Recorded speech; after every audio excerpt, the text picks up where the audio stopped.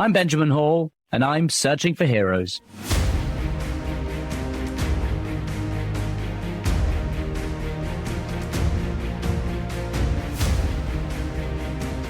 Ladies and gentlemen, welcome back to the podcast. I'm Benjamin Hall, and this is Searching for Heroes.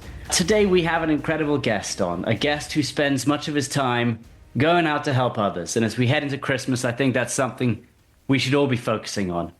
You know, by night, our guest stands at the front door of one of the most exclusive apartment buildings in New York City. He opens doors for some of the wealthiest people in the world.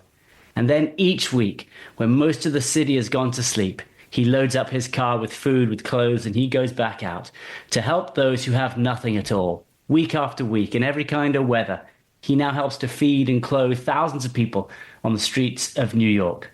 So look, our guest today is Noel Maguire, lifelong New Yorker, though born in Ireland, a doorman for more than 4 decades, a pallbearer for 30 years, and he's the heart behind the Ellen Maguire Foundation, which is named after his mother, who used to send him out as a boy with peanut butter and jelly sandwiches for the homeless outside her church. So, he is a man that we all should learn from, and I hope as you listen to this today and to our chat, that it inspires you to go out over this Christmas season, to go and help people who don't have as much as you do, because that's what Noel does. And Noel, welcome to the podcast. Oh, thank you so much. I appreciate putting me on here and giving me a chance to tell everybody what I do.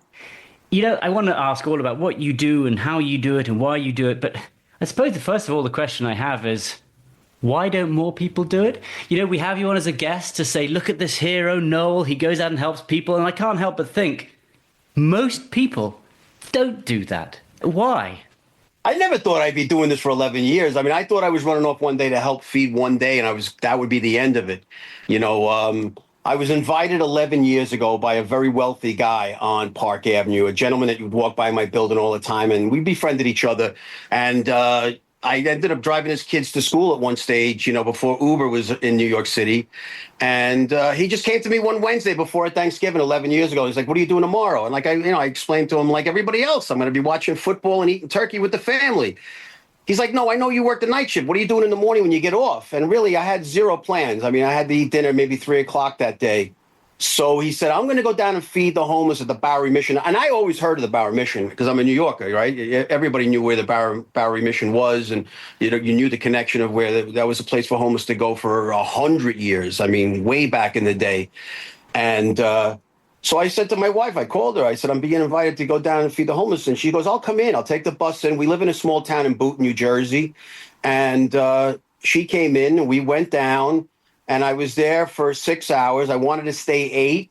My wife was yelling at me that, you know, we have to make our way back to New Jersey to the family. But I walked out of there that day, and I just can't explain what happened to me, like what caused me to walk out of there. And I was a changed man from that one visit. Why? What felt so sort of rewarding to you? I just felt like I could do more for homeless people. Like I see them in the city all the time. And I like everybody, I give them a couple of dollars to go get a cup of coffee or a lot of times, you know that they struggle with different situations, you know, drugs and alcohol. I would run into a deli. I'd ask them, you know, if they're out on the street, could I get you coffee and a buttered roll or, you know, or something like a piece of cake. And I just felt I could do more. And I think things just started happening for me. Like the following year, I said, oh, well, I'll raise some money for the Bowery Mission. There was a thing called the Red Door, and I put it on my page on Facebook maybe 3 weeks before Thanksgiving the next year. I thought I was going to raise just a few $100s. I was floored about how many people sent me money. I was floored. That's where I just started getting more of this, like, I think I got to stay with this now. $9,600 showed up in a couple of weeks. And my daughter's girlfriend, who works in a restaurant in New Jersey called the Reservoir Tavern, she said, can I help you raise money? And I said, well, of course. You know, I think she was going to come by with a couple of $100s, and she asked people at the bar. She did $7,000 at the bar. That night. Within a few, 2 weeks, 3 week period. You know, she got on board right when I got on board. She saw it on Facebook. So the two of us together did like $16,000. And I thought, wow, that's a lot of money. That's a lot of money. If I could really start asking people for money, and I kind of did a permanent situation of helping people, I'd like to see where it goes. And then the next year, I always loved my mother. I always thought of my mother. I always thought kindness started in me as a young boy at 8, 9, 10 years old. I used to go and hang out in a rectory on the Upper East Side on 72nd and 2nd. She worked in a church. And then back in those days, homeless people, before the soup kitchens are the way they are now, there is a handful around the Upper East Side, which is a great thing. But you would go to the back of a church as a homeless person, you ring the doorbell, and anybody working there would run and make you a sandwich and maybe some soup and give you something to drink. And it happened all the time in that area. So as a kid, my mother would say, it's another homeless person at the door. Go get something to eat from. And I would make peanut butter and jelly. I made hundreds of them as a kid. So that locked into my head. And I'm thinking, if I'm going to do this, and I looked into, being a 5013, I said, I'll name it after my mother. So that's how the name came about. I was very proud of my mother growing up. My father died when I was 10. He struggled with alcoholism. And my mother was just one of those fantastic, mothers. She worked 5 jobs. She did everything she could to supply, good life for my sister and myself. And so I just named the foundation after her. And in 10 years, and to this day, I'm still floored by it. I raised $200,000 Wow. in 10 years. I'm down to about 20 something thousand. So I definitely could use a couple of more funds. But it was tell me, so people listening right now, where does that money go? It goes straight to the people who need it, right? It goes to just buying things. It just goes to buying, over the years, I've bought a couple of air conditioners for women that would tell me their children have asthma and they don't have money. Buying air conditioners is a lot of money for people that have zero money, that are getting welfare. I've bought, in the Christmas times, I used to buy bicycles. And multiple gifts for numerous kids that are on my line that are from shelters. But it's mostly me going to Restaurant Depot or Costco or BJ's every week and spending about $350 in cookies, potato chips, soda, water, everything. Yeah, it's every time you turn around, you're spending money on something. I get the reward, obviously. You must feel that every time. But are you ever disheartened in the sense that it just continues, no matter what people do, no matter, the government can't do enough, people can't do, the homelessness just keeps rising. Do you just think, what more can we do? After 11 years, I really have not seen much of a change. Penn Station is a famous place, right, for people to be homeless. They go down there to stay warm. So that's a lot of people I get that come up out of the train station. I'm over by Madison Square Garden. That whole area, is kind of very commercial. So late at night, that's where they like to go. I don't think they get bothered. They sleep in doorways in all different places. It's disheartening to not see it, have a less crowd to the point where they don't need me. Yeah, that's definitely disheartening to see. Are there more homeless people than when you started 10 years ago? What have you seen in the trend? Well, the summer I get big crowds, sometimes over 200 people. When it's brutally winter, which was, let's say last week was very, very cold. I could do anywhere from 110 to 130. I've definitely, over the 11-year period, definitely see more mentally ill people online. I definitely see people that need treatment. When you say disheartening, I've had incidents with guys that would I'd get out of the car and they would come at me and just drive me crazy. And I'd be ready to say, I'm done. I'm done. I've been doing this for 11 years. I'm burnt out. And then the next week I'd come back and then so many good things that happen in that one day on a Wednesday night that I'm there's no way I'm quitting this job. You know what I mean? It's just, I can't do it. But there's times that it's disheartening. There's times that, you see things that can upset you. But it's the reward you get if somebody stand online. One of my volunteers will run up to me. They're like, no, there's a guy online. He has no shoes on. There's a guy online who has a hospital blanket wrapped around him. And when you can get clothes on people like that and you get a hoodie on them and you can get a coat on them and you get shoes, it makes you feel I'm telling you, the feeling is unreal. It's such a rewarding feeling. And each of them there must be so many different backstories. So you will have, just the people who have mental health issues, the people who had drug problems and sort of fell off, the people who just couldn't get a job, the people, so many reasons that people can become homeless. Is that right? COVID was a big one. COVID. I seen people telling me that they can't believe they're actually over here asking for food. This is not them. They had a job, but they lost a job. And then where they lived, they couldn't pay the rent. Some of the, landlords weren't tolerating that after 2 years. So I did feed through COVID. When it first hit COVID, I was overweight. I've since lost 50 pounds. but I'm type 2 diabetic. And I remember when it all happened, like, oh, you're diabetic and you're overweight. Your chances of dying are very slim. I mean, not slim. There's a chance you're in the higher category. So I remember taking a leave of absence for 2 months in the beginning of COVID. And then I was like, wait a second, you know what? And I'm in the funeral business. Like, I got to get back to what I'm doing. And I got back. And not only did I get back, I saw how it was such a struggle for homeless people, right? Because so many places were closed that they used bathrooms, like going into Wendy's and McDonald's and all these places. They were all closed for a couple of months during COVID. So it was a struggle. I just remember going to Costco and buying packs and 45 rolls of toilet paper and handing out toilet paper to them because they needed toilet paper in their backpacks. But they all came up out of Penn Station. I pulled off to the side of 33rd Street. Just Madison Square Garden was closed, and I took care of tons and tons of people that way. And I couldn't get people to come from restaurants because they were all closed. But I bought about everything I could to give them what felt like a meal, and it was wild to see. It was wild to see them all, knowing that one would run down into Penn Station and say that Noel's upstairs, and then they would just pour upstairs and they'd get online by my truck. And it was surreal. It was very surreal during COVID. More of our conversation right after this. It's interesting because at night you work as a doorman at one of the most exclusive apartment buildings, in the city. And so you see during the day the wealthiest of the wealthy who have everything in their penthouses. And then you see just around the corner, you see the tents, you see the people with no homes, you see the families who have nothing. I don't know, do you ever just look at the difference, the extremes, and think something's not quite right? How can you have this wealth here and this poverty here? We're side by side with the same community. That must get to you. I mean, I think one of the saddest parts is you would think with this brutal cold weather that, like, if you and I go out for an hour, if I had to stand outside my door of the building for an hour, I'd be like, oh, this is not good. I mean, I'm freezing. And there's homeless people out for days on end in the cold.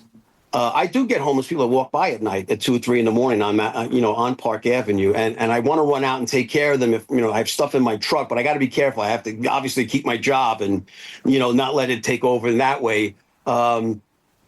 But you got to remember, like, I understand this part of it. I understand that there's mentally ill people, that people have gone to shelters. They've had issues at the shelter and they promised themselves they would never go back.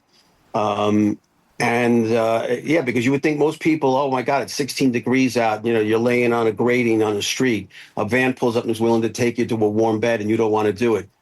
It's a hard thing to explain why people are like that. And those are the ones that I try to do the right thing by. So I get a ton of people that are so kind. They mail me through Amazon sleeping bags. During these winter months, I can't give out enough sleeping bags. And if I don't get them on the line on 34th Street, when I head back to work, I go up Madison Avenue. You got all those multi expensive boutiques. But at night, there's 50 to 60 homeless people sleeping in the doorways on Madison Avenue. So I stop by and I hand out sleeping bags to everybody. So the things that I collect for the homeless is obviously the number one thing is socks. People can mail me. I can never have enough socks. I can give them out every night, by the hundreds. I need backpacks. I need sleeping bags. Now that the winter season's here, I need hats, gloves, scarves. I go around to a lot of apartment buildings in the Upper East Side that have doormen and pick up clothing from people, bags of clothing. So do you find quite a lot of people are at least giving? Say people in your buildings or in other buildings? My tenants, even, at one stage when they were letting me collect money, I only did it one time in all the years there. I didn't really want to, involve my job and what I do with the homeless. But they're all behind me supportive wise. But in one year, they gave me up to like $7,000 in cash to use for the homeless. So I was very proud and very happy to have that. I've even had some young tenants, at least 4 or 5 over the years, come down and help out online. I've even had Jack Kennedy come down, and he's fed with me about 12 times. Do you think every parent should perhaps be taking their kids out just to, They do. The reality. Over the years, I've definitely had a lot of people. I have Thanksgiving. I had 45 volunteers. I think 15 of them were children. This Christmas Eve is on a Wednesday. If people want to bring their kids down, they're more than welcome to do it. I would love to have them. New Year's Eve. I get a lot of people when the kids are off of school. They will bring their kids in and have them learn, that all the good things that they get at Christmas and all that stuff is a real blessing to have that. They need to see people that have nothing. I worry that some kids are forgetting how lucky they are, and perhaps, reminding them and saying, putting it into perspective and saying, like every meal on your table, every bite you eat is something that other people don't have. And I don't know, maybe we're forgetting that in this world. Maybe some people are forgetting that. Well, I got to tell you, before COVID, I'm on 34th Street, so you know what that is. It's Herald Square. It's the heart of New York. I mean, between Times Square and 34th Street, it's two of the biggest cross streets of the world. Before COVID, I used to have so many tourists go by, and I can name 17 different countries they would come by: Brussels, Ireland, England, France, Germany. And they'd walk by with three kids, and they were visiting New York City, and they'd see the tables out, and one of them would come over to me like, "What's going on?" I'd say, "Oh, we feed the homeless here every Wednesday for 11 years."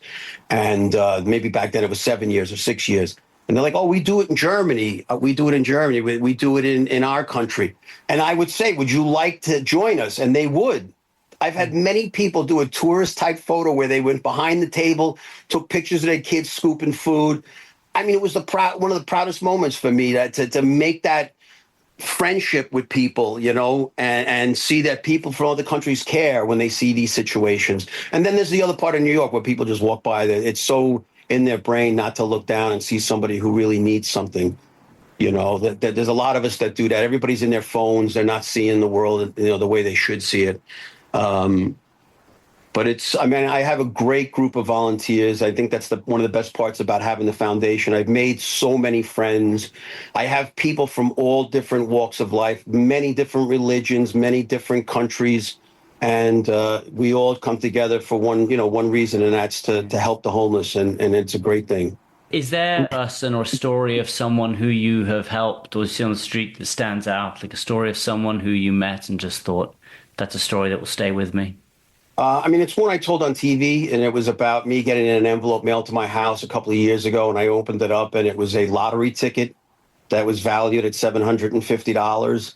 And the person wrote, "Listen, I'm going to send this to you anonymously, but I was on your line for 2 years when I was down on my luck, and I hit this money, and the first thing I said that I would love to give it to Noel to use at his foundation to help other people online." And I was so upset that they sent it to me anonymously because I wanted to give it back to them. You know what I mean? I wanted them to have it. If they were on my line for 2 years, I don't think their life got better and they got a job. But I just thought that was just too generous to take the money, but they sent it to me anonymously. I thought that was beautiful. I've seen things online over the years. I've seen 15 and 16-year-old girls on the line that would break my heart, and I try to convince them to go back home from wherever they were. You see the stories in that area. When people land up, they get off the bus terminal from Kansas and Montana and any other part of the world because they hear stories about New York City. When they get here, it's not the reality they think it is. We all know how very expensive New York is. If you have no plan coming to the city, it's not a place you want to just land up. And obviously somebody that young, 15, 16, should be home with their family. So I've seen a lot of kids out there that don't belong on the streets. I have a mix of so many different types of people online. I have a lot of transgenders, young kids. I have a lot of older transgenders. I have many people that approached me and told me I just got out. They would literally have the duffel bag on their back that they just got released from Rikers Island. Somehow they got word of my foundation that they should come to me, and I would give them a decent pair of shoes and some clothing and food. And it doesn't matter to you where they're from, what they've served time for, what their background is. Makes no difference. You're just there to help them. Right. And I take care of a lot of migrants, but I have to admit to you, during the heart of the migrant situation, when they were all filling the hotels around 34th Street, it became a little overwhelming for us. And we started getting up to 400 people. We just didn't have enough food. So I literally had to shut it down. And then I relocated in the Bowery in the Lower East Side for, I think it was close to a year I was down there. And just a couple of months ago, I'm like, everything's changed on 34th Street, kind of a little bit back to normal. And I always loved 34th Street. I always loved feeding. And behind us feeding, you'd look up and there was the Empire State Building. And each night on a Wednesday would be a different color. And we'd always I made my volunteers, I forced them to get into a photo to take the picture with the Empire State Building in the background. And just 34th Street it's a perfect place to set up. I'm Benjamin Hall, and you're listening to Searching for Heroes. Will you be out Christmas week? And I'll be out Christmas Eve. Yeah, Christmas Eve. What does Christmas, which is a time of the year, the day of the year where families come together, where you celebrate, what does Christmas Eve look like for the community of homeless people? I mean, that must be one of the toughest, more lonely parts of the year There's for them. there's a really, I don't know how to describe it. There's a vibe in the air. Like for Thanksgiving, there was a vibe, especially 45 volunteers. So it was great. A lot of people came out, they wanted to do something. They wanted to help in some way. Like when I get people to show up, first time volunteers, I'll send them on the line with, 100 pairs of socks and say, give out one pair to each person. I like to do it that way instead of sitting on a table and have the people walk by and take it off the table, because I want the volunteers to interact with the people and see the people online and how much they appreciate volunteers that come and give them stuff. During the Halloween every year, the town I live in Booton is phenomenal. I put two tables. I have two big 6-foot tables that sit outside my garage. So they're always reaching out to me on, Booton's page. I have these kind of things for the homeless. I have this for the homeless. They drop it off at my house. I can't get into the garage right now because everybody's given. The holidays are here. I can't open my garage. If I do, everything will fall straight out. I've even been asking people that live in New Jersey if they can bring their car and bring a second load of stuff in and a third load of stuff. But every time they come in, I think I'm going to get into my garage, and then I'll come back within 24 hours and there's a ton of stuff in front of my house. But anyway, during the Halloween season, many people don't want their kids to eat 16 pounds of candy. Mm-hmm. So they would drop off to me. I mean, I would get 60 to 100 pounds of candy, and I would give that to volunteers in a big bowl, and they would go and give it out. There's a food bank in my town. Sometimes they get more than they can use. They give it to me. Just a couple of weeks ago, they gave me like 80 boxes of Entenmann's donuts, and I had the volunteers give them out. For a long time, I was getting something called 7-day croissants. For years, I was going to a warehouse in New Jersey, and they were giving me cases and cases and cases of it because it was slightly expired. Once it gets expired, it has to come off the shelf. But I was able to give it out. That's still stuff to this day that I'm looking for. I'm having a relative's about to hook me up with somebody that's a big guy in Cisco, which is a food company in New York. Why don't shouldn't all the stores be doing this? Shouldn't, they be given the food that's out of date? Isn't there a program whereby you can just access all I the hate to stuff say it, but I believe there's a law. There's a law saying you can't do that in storefronts, for say. Up to this point, nobody's questioned it. Hopefully nobody comes to me tomorrow and tells me you can't give out, outdated food. But we all hate to see it, right? You see dumpsters with stuff thrown in every day in supermarkets and different places. I mean, there's the Harvest Company that goes around and gets leftover food from restaurants, and then they seem to combine it and bring it to food banks, and then they serve it at the food banks, which is beautiful. They've been around for years. I think that's awesome. Yeah, I mean, if people want, when I did one TikTok from the girl, it all started. Let me tell you how it all started for me. A girl named Sarah Leeds has a app on Instagram called Doorman Stories. Mm-hmm. And she went to a doorman who said, "Oh my God, you need to go up to Park Avenue. You need to meet this guy named Noel Maguire. He has the stories for you. He's the guy." And I am, because I'm a slight bit chatty, as you could tell. and up she came, and I got to say, her visit to me opened up so many doors. Now these last 2 years, I can't explain what she did for me, but I got put on the Kelly Clarkson show not once but twice. The second time, it was a bigger treat for me because I'm famous for driving around New York City with a Lincoln Navigator that's completely covered in maybe $2,000 in decals, all classic rock. So I could stop at lights, and if people are not yelling at me about the music on the car, they know who I am. They know I'm the doorman who takes care of the homeless. My license plate on the front and back say Big Noel, or Big Noel, I should say. I'm not Noel. But she opened up doors for me. And when she put this TikTok on, the latest one, within 24 hours, I had 150 people join my page. All wanted to volunteer. Well, of course, that's too many volunteers, but I told them ways they can help me if it's not show up in person. Well, and I suppose that's the question. First of all, some people say, I'm just one person. Me going out isn't really going to change the homeless situation. Like, what can I do? What would you say to them? Why does every single person count? One person trying to help 5 people can make a major change in one of those person's lives. And believe me, in 11 years, I've been through maybe 1,000 volunteers. I think the volunteers, if you interviewed them, they would say this is more for them than it is for what they think they're doing to the homeless. It's for them as a person, knowing that they're doing something with themselves and not sitting home and watching Netflix night in and night out.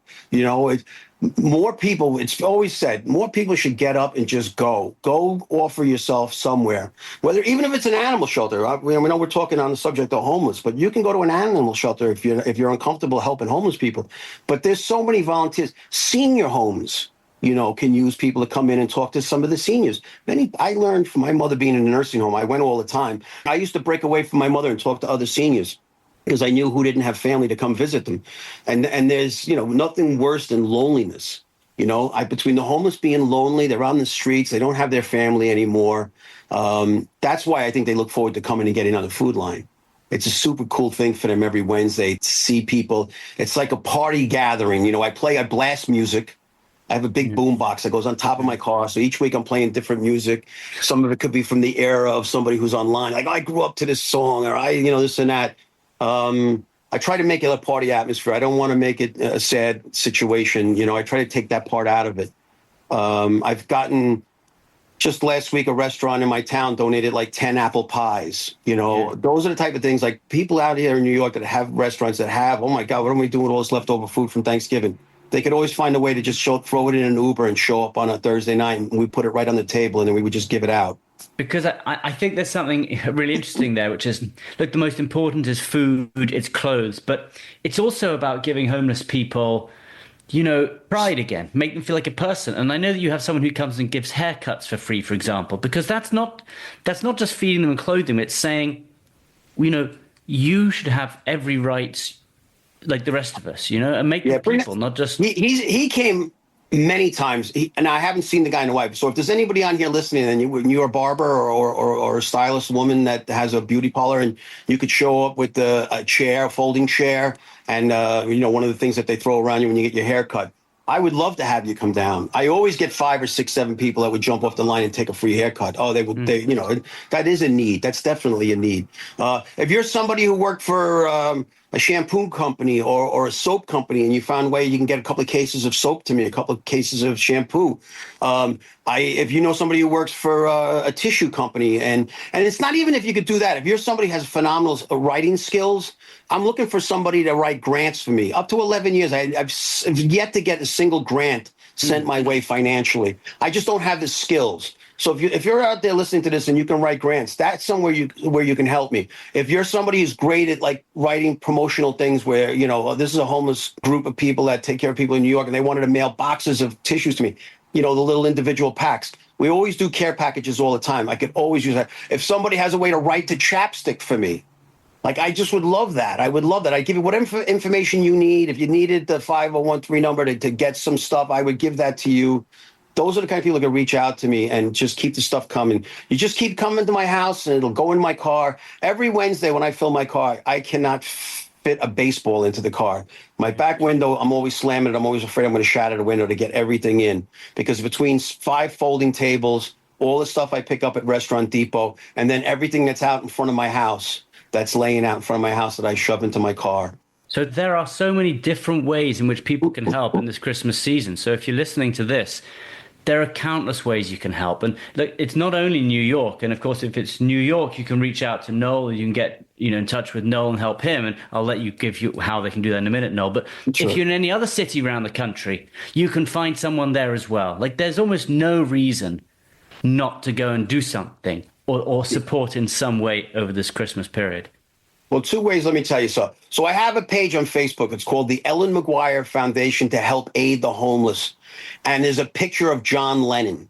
That would be the page. You could join it. And then I put things on, like, I've just come across a woman reached out. She said, you helped me like 4 to 5 years ago. My older kids moved out, but I have a 14-year-old boy, a 9-year-old boy, and a 6-year-old. And I have 0 for them at Christmas.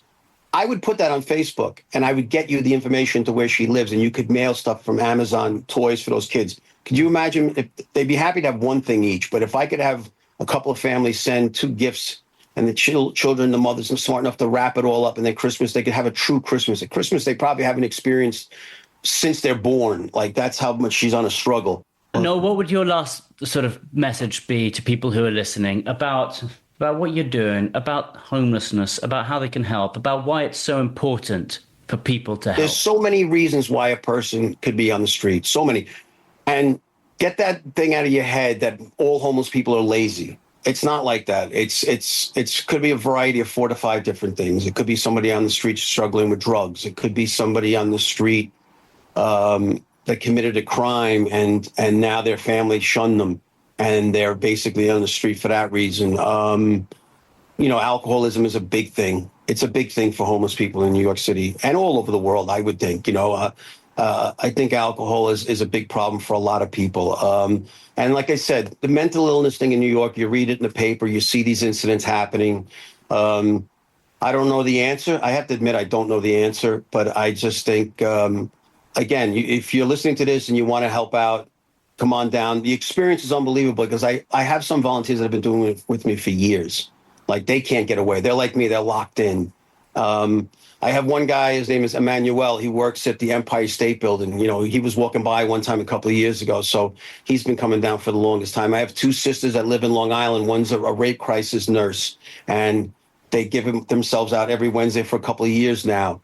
I have a girl that runs the emergency room at Lenox Hill Hospital who, this is a great story for me because she walks by my building and I used to just nod at her like I nod at 100 people every day. And then it led to saying hello to each other. Then it led to her stopping one day. And then we started to ask each other about what do you do and where do you work and all it is. And then I told her about my foundation. And she's been down well over a dozen times now. And it's just, I've gotten a tremendously different mix of people. Maybe in New York, people need to, instead of the head down, phones out, walking around, need a head up. Talk to people. Every conversation can lead you to do something positive. Can lead if you're that type of person and doing something good for somebody you don't know is rewarding. Well, come down because you'll walk away saying, "Wow, no, that was." I get people say it all the time. What an experience that was, And if I'm so busy I can't make it down, I'll definitely find ways to get stuff for you. So it's been great like that. There's always constant giving in my direction, which is a good thing. But I can never turn anything away either. I don't see myself stopping anytime soon. Don't stop, Noel. Like the more you do it, the more other people will join you. They'll keep doing it as well. So keep doing it, man. Yeah. And look, thank you for joining me today. Like I really appreciate it. And great talking to you. God bless you. Thanks for the opportunity to get the word out there. And for everyone listening, do what you can. Reach out. Find a way of helping this Christmas. Yeah. You've got come down if you're home alone and you want to do something on Christmas Eve. Get down there at 7:45 p.m. West 34th Street, right? The address is 249 West 34th Street, between 7th and 8th Avenue, at the uptown side of 34th Street. You can't miss me. I usually wear like a fluorescent green coat, or just ask anybody who's Noel, and they'll point me out to you. Amen. So, and if you're coming down and you got a closet full of clothes you want to get rid of, show up with 2 shopping bags of clothes. We put them against my car, and then after we do all the feeding, we wipe the tables down, and then we start to proceed to give clothes out. Wow. Sounds like or maybe a perfect way for Christmas. Yeah. Noel, thank you so much, sir. Have a great day. Yeah, thank you. Great talking to you. God bless. Well, what a great guest. Honestly, I just love speaking to people like Noel. He's just out every week, no matter what the weather's like, trying to help other people. And what's so interesting is, I don't know, part of me in these conversations wants to talk about how sad, how poor, how terrible the situation is with homelessness. But Noel, on the other hand, looks at it both in that way, but another way, in that it's terrible, but look at the rewards you can get for helping. Look at the positives you can do for going out. And if more people see it as a positive, instead of feeling so negative about these things, let's say this is real positive. Let's go and do this. Let's go be together. Let's be part of this army of good people doing good things. That's how you sell it. And I think that's why hundreds of people keep going to help Noel, because once they've done it, they see the reward. They see why they're doing it. And so again, I just say, go out, do what you can. If you can't go, send something. Because, wow, even chapstick, as he was mentioning, one little thing of chapstick can help so much for someone who's living out in the cold. Every little bit counts. So, look, it's Christmas. And I know that we have people on like Noel, by the way, and we say there's this one hero, but they are everywhere as well. They're in every community. There are people out there doing the same, trying to help people.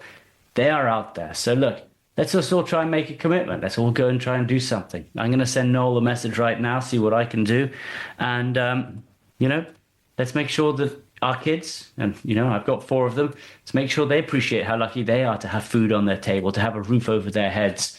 Many of the people that Noel's with don't have that. And so let's just share it around. It's Christmas time, guys. That's what we're supposed to do. So thanks for joining me. I always appreciate it. Thanks for all the good. I know many of you guys do too. And we'll speak to you next week. Thanks for listening to Searching for Heroes. Listen ad-free with a Fox News Podcasts Plus subscription on Apple Podcasts. And Amazon Prime members can listen to this show ad-free on the Amazon Music app.